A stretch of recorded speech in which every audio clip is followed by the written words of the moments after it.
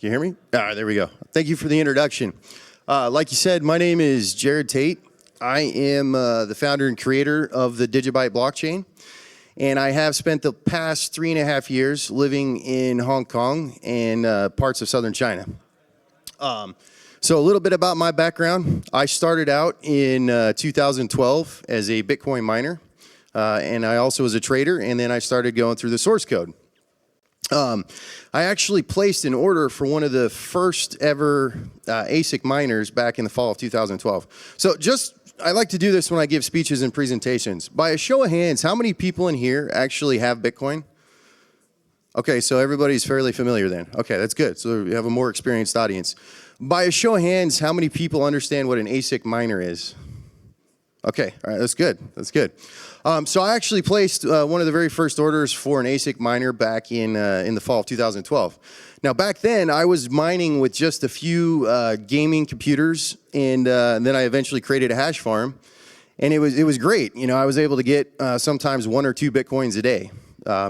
But when the first ASIC started hitting the market in the spring of 2013, that ended quickly. I went from being able to generate 1 or 2 Bitcoins a day with about 12 graphics cards to basically it would take me, I calculated, 6,000 days.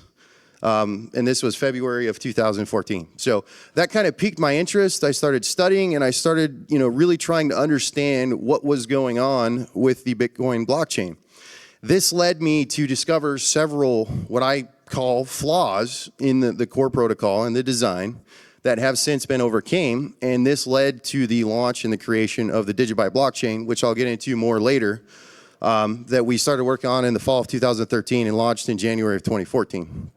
So what is the current state of the blockchain technology, Bitcoin, and ICOs in China? Well, as most of you in here have probably heard, on September 4th, the PBOC put out a ruling that basically effectively banned all ICOs. The market in China was insane. It was crazy hot. By July of this year, there was over 45 ICO launch platforms operating in China. A lot of that was done through groups on WeChat. How many people know what WeChat is? Okay, WeChat is the equivalent of WhatsApp or something similar like that. It's a messenger. It's basically the biggest messaging platform in China. So a lot of these ICOs were being operated and launched through those channels. And in July and August alone, $766 million was raised by Chinese tech firms just in China from ICO launches. So, and then as also most of you know, the PBOC later came out and banned all exchanges. So the ruling came out that by October 30th, so here tomorrow, all exchanges have to halt trading in China, and all withdrawals of consumer funds have to be finished. So you ask, why is that? Well, it's important to understand what just ended in China, and that's something known as the National People's Congress. This is an event that happens once every 5 years, and it's where, if there is going to be a transfer of power in China, this is where it occurs. So this most recent People's Congress occurred from October 18th through the 24th. Now, what's interesting, what they call the Piliberto, the standing committee, which is the top ruling body in China, 5 of the 7 individuals were replaced, and 5 of them retired, and they were replaced by new people. So this is a big transfer of power within China. Now, if you look at what has happened in the past, like the last time this occurred in 2012, there's a lot of things that happened before these events to help maintain stability throughout the country. So previously and this year, China banned things leading up to the event, such as toy helicopters with ping pong balls, pigeons, a number of different things, because they were afraid that these means and these tools could be used to disrupt the process and the transfer of power that was happening. So it's not a surprise leading up to this event that they would shut down these exchanges and they would shut down these markets. Because what happened in 2012, they also, before the event, shut down a lot of new financial instruments to maintain stability in the Chinese economy leading up to this event. Now, another thing that they also banned is they actually banned a lot of executives from leaving the country leading up to this event to help maintain stability in Chinese markets. That's in the regular stock market. So now what does this have to do? You know, what kind of policy has been put in place? Well, President Xi Jinping proposed in 2013 the idea of one belt and one road. Now, what that is it's basically recreating the ancient, Silk Road through, the Eurasian mountains into Europe, that old trade route, and also recreating the belt part, which is the old maritime Silk Road. Now, what does all this have to do with blockchain technology? Well, what better way to link all these different places and countries than by linking them together on a blockchain? So I've attended and I've spoken at several events throughout China, Beijing, and Shanghai. And one of the most recent ones I was at, there were several Chinese PhD researchers that were talking about their approach to leverage blockchain technology to connect not only smart cities, but ports, so trading ports. One of the things and problems with international trade is there is a lot of barriers. There's a lot of resistance. There's over $2.4 trillion a year in fraud alone. So blockchain technology can help alleviate a lot of that. So this One Belt and One Road initiative, which was officially renamed in the English title, the Belt and Road Initiative, is basically a $5 trillion infrastructure spending spree across 60 countries in Asia, the Middle East, Africa, and Europe. So it's a very, very ambitious project, to say the least.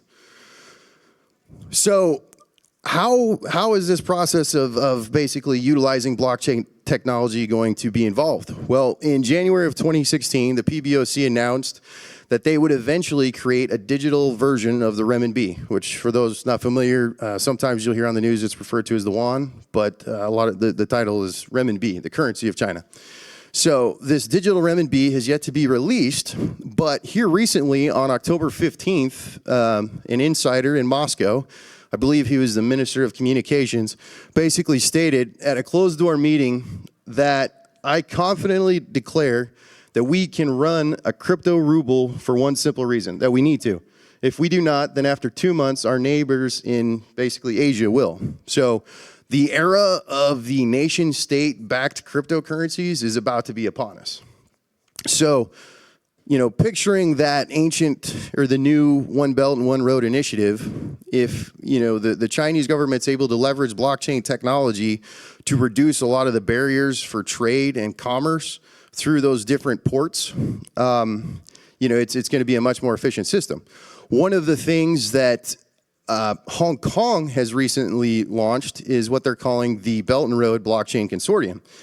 And the idea is for ports such as Hong Kong, Singapore, and other ports to become what are known as oracles that basically help to establish identity on a blockchain that link these different parts along the trade route. And it is becoming very clear that blockchain technology is going to become a major part of this process. So now we get to the fun part. We talk about the Bitcoin mining hash distribution. So currently, these numbers on this chart are from July of this year. 81% of all new Bitcoins that come into circulation are being mined in China. So that's a lot. Now, this is slowly grown for a number of reasons. But how many people in here have mined Bitcoins before? How many people in here have thought about mining? Well, I could tell you, if you look at these pictures, this is what you're competing against. You are competing against basically companies that have been given funding directly from the Chinese government. So there's effectively a monopoly of Bitcoin and Bitcoin mining in China as we speak. So what does this really mean? I'm probably going to catch flack for saying this, but this is the absolute truth. And I can tell you with 100% certainty, right now, the Chinese government has the ability to kill Bitcoin. Now, how is this? This is because of the flaw and the bug in the Bitcoin difficulty adjustment system. How many people have heard of and know what the difficulty system is?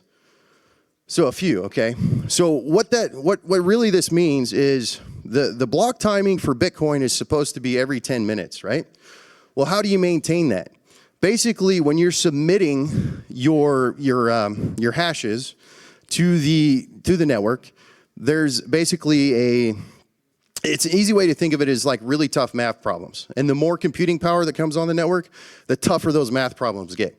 Well, the problem is that adjustment in the difficulty of those problems only occurs every 2016 blocks, which if Bitcoin block timings stay at 10 minutes, that should take 2 weeks.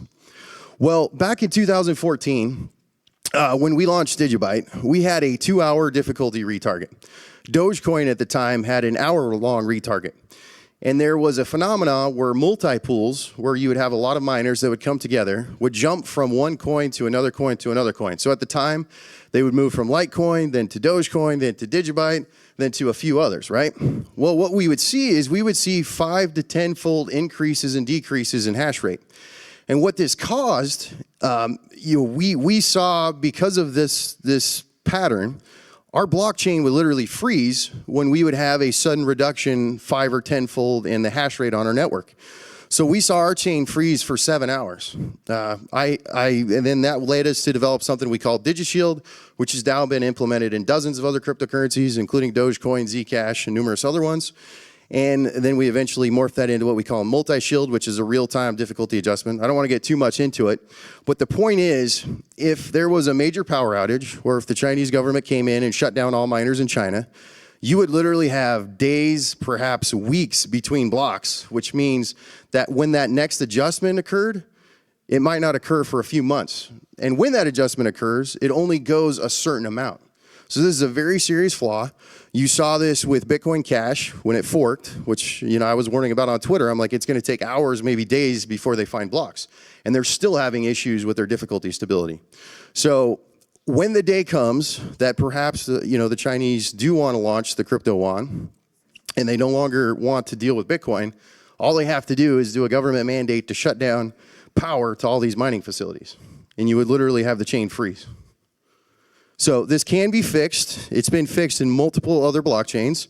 And one of those blockchains is DigiByte. So I'm just going to talk about that real quick.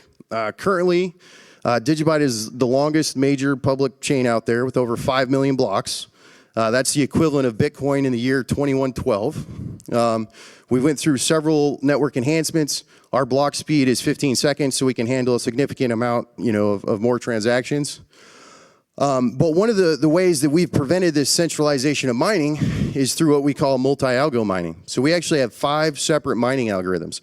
So if you took all the mining power in China and you threw it at the DigiByte blockchain, you might get a few blocks, but just within probably a dozen blocks, it would even out. And it would be put on par with GPU and CPU miners across the planet. So it's a much more secure system. In fact, in order to 51% attack the network, you'd have to take over 93% of one algo, and you'd have to take over 51% of the other 4. So this has been battle hardened, it's been tested, it's been out there in the wild for over 3 years now. And actually since, April, we were the first ones to actually activate SegWit before Litecoin and Bitcoin. We've actually had almost 100,000 full nodes downloaded across the globe. So it's a very secure, it's a very decentralized network. So this is just kind of a chart that shows where we fit in the industry.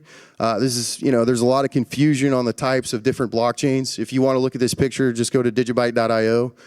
It's up there. We tried to be, as direct as we could on where we fit in. One of the things that a lot of people don't really give Bitcoin credit for is that there is a lot more that Bitcoin can be used for, same with DigiByte, than simple monetary transactions. And by this, I mean the same chart could be also applied to Bitcoin. You have the ability to establish identity, to notarize documents, a whole slew of things. I could talk more about that later. So how does this relate to China and how are we using it? Well, the last 3 years that I've been in Hong Kong and southern China, I've been developing a platform on top of the DigiByte blockchain that actually secures documents that help basically streamline the efficiencies in international trade. So as I stand here today, our system DigiSign, which for those that are familiar with DocuSign, It's DocuSign, but with the ability to secure to secure documents and with proof of timestamp, et cetera, in the blockchain. So right now it's actually being used. There's factories in China that are using it. There's freight forwarders in the US. There's customs brokers. So there's an entire supply chain that has actually been efficiently increased. So our case study was about $200 million worth of goods over the last 8 months. We reduced the quality control and reporting process time from China to the US from 7 days to 1 day, because you have that, direct oversight that's made possible by a public decentralized blockchain. So if you go to digisign.com, you can sign up for a free trial. You can learn a little bit more about it. But the point I'm trying to make here in relation to not only China but other countries is, there's a huge movement towards what the people call permission ledgers, right? AKA privately controlled chains. Well, in the case of, international trade and geopolitics at large, when you have a neutral third-party decentralized system like Bitcoin, like DigiByte, like Ethereum, you have the ability to really enhance, the transparency for everybody. So it's a beautiful thing. I think we're just in the beginning stages of this. And it's really exciting to see where the future is going to go here. So thank you for your time. I guess if anybody has any questions. Yeah, we're going to open it up to questions. Just let me know, and we'll bring the mic to you. Yeah.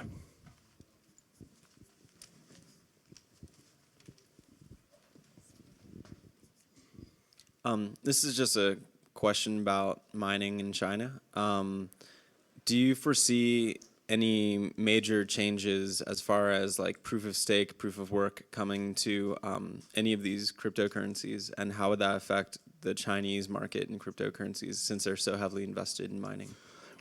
Well, first of all, right now there's several projects out there that are proof of stake. There's several that are proof of work. There's hybrids. There's attempts to combine both proof of work and proof of stake. Ethereum's was their Casper release. They're planning on doing a hybrid. So I think it's every 100th block in the beginning will actually be proof of stake. There is undoubtedly a contention between Western developers and Chinese hardware manufacturers and miners. I don't know how that will unfold. I really don't. If you look here recently at the Bitcoin Cash fork, and then just a few weeks after that, you had the ban. I don't know what the motives for some of those people were, but undoubtedly, my personal stance and experience as a developer for 5 years is, people argue proof of work's inefficient, that it's a waste of energy, but the reality, it's the most secure system there is out there. So I don't see that going away anytime soon. Even, people say Ethereum's going to go proof of stake. Well, the reality is they really don't have any definite plans to do that fully. You're talking 99 out of 100 blocks with a Casper release is still going to be proof of work. I think the biggest advancements you're seeing are things like Equihash, where you have mining algorithms that are designed to prevent ASICs. I think that sort of movement is going to keep going. There's multiple attempts to develop different algorithms to help maintain that decentralization of mining power. So, I think, if, like I said, I was talking about the kill switch with Bitcoin, if that happens, it can be fixed, right? And that would basically require an algorithm swap in Bitcoin to a different mining algorithm, or maybe a multi-algo mining approach. But that needs to happen at some point. Yeah. Jared, yeah, I really appreciate your time here.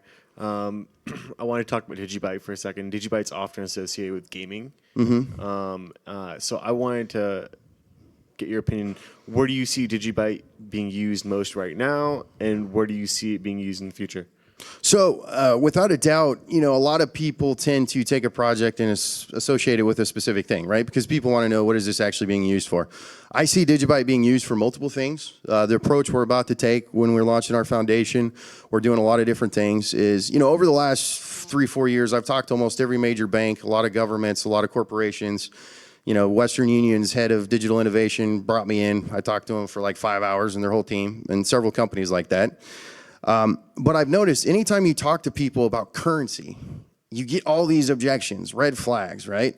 Like, oh, what about money laundering? Oh, what about terrorist financing? Well, but the reality is, and this is the approach we're taking with DigiByte, is if you approach it from a cybersecurity perspective, because the underlying cryptography and applied cryptography with Bitcoin and with DigiByte can solve 90% of the issues that we're seeing today with cybersecurity breaches on the internet. So, simple answer, our focus is on cybersecurity applications moving forward. But that can also be applied in the gaming industry. So there are people working on gaming projects as we speak.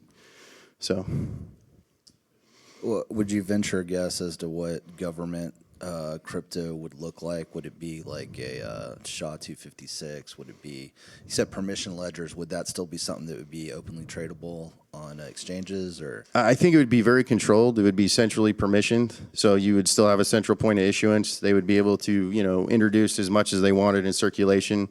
But yeah, I think at the moment, all the open source projects out there, there's some that are trying to do SHA-512 after the NSA memorandum. But yeah, I think initially it'd probably be a SHA-256 setup. Yes, sir. I had read recently that Ethereum was certainly using smart contracts. I assume that's what you're working on as well when you're talking about trade. And to that extent, the article really spoke to ships that would go to port and be held hostage, saying, I don't approve of your shipment, so therefore I'm not going to pay you, and then renegotiate the deal. And smart contracts are supposed to come in and alleviate a lot of that problem. So is that what you're... Yeah, just a quick note on smart contracts. Most people don't know this. Smart contracts have been possible on top of Bitcoin as soon as 2012, 2013. Same with DigiByte. The difference is with Bitcoin and DigiByte, you have a more rigid, secure environment, so you don't have as much flexibility. Whereas Ethereum, you have the ability to do almost, kind of anything, but that has its security drawbacks, as we've seen with certain situations. But yes, that same premise of you have an intermediate, the blockchain essentially is the notary and becomes the middleman that executes that stuff. So in the case of Bitcoin, a lot of this is made possible even more so with SegWit, but then also with something called time lock verify. And then also multi-signature transactions. And then also with OP return, you have the ability to add a little bit of data in there that can represent an unlimited amount of external data. So there's some really cool stuff you can do with that. The biggest difference is the interface to do that has just not been easily explained on top of Bitcoin. And I'll take credit, DigiByte, it's not that easy either. Ethereum, it was much easier for developers to actually start doing this stuff and experimenting with it. So that's something we're working on to fix. Hey, fantastic presentation. Really enjoyed it. Thank you for your time. I have a question that's sort of on the periphery of what you're talking about, but as somebody who has lived in China, it sounds like, for a couple of years and is obviously very deep within the crypto asset industry, China has a reputation, especially when it comes to the tech space, of preferring their own companies. They don't want Facebook, Twitter, Uber, Amazon. They want Renren, Didi, Alibaba, Weibo, WeChat, things like that. So I was hoping to get your opinion on where you see in the short-term future for the Chinese blockchain space. Do you see them as wanting to eschew sort of the westernized or Western created blockchains and create their own, or are they going to be trying to innovate amongst themselves? Sort of, how do you see the Chinese culture clashing with sort of the open source, decentralized ethos of the crypto space at the moment? Well, I think you definitely see, Chinese-centric cryptocurrencies. They've already emerged. I mean, it's a pattern been going on since 2014. But without a doubt, like I said, once the digital renminbi is issued, is out there, and it's dispersed throughout Asia, Africa, and the Middle East, I think that is going to be a Chinese, sphere of influence and dominance in that space with that particular blockchain setup. Okay, I think guys, I'm getting cut off here. So we're tight on time, so we got to wrap. But Jared, thank you so much. Appreciate it. Thank you.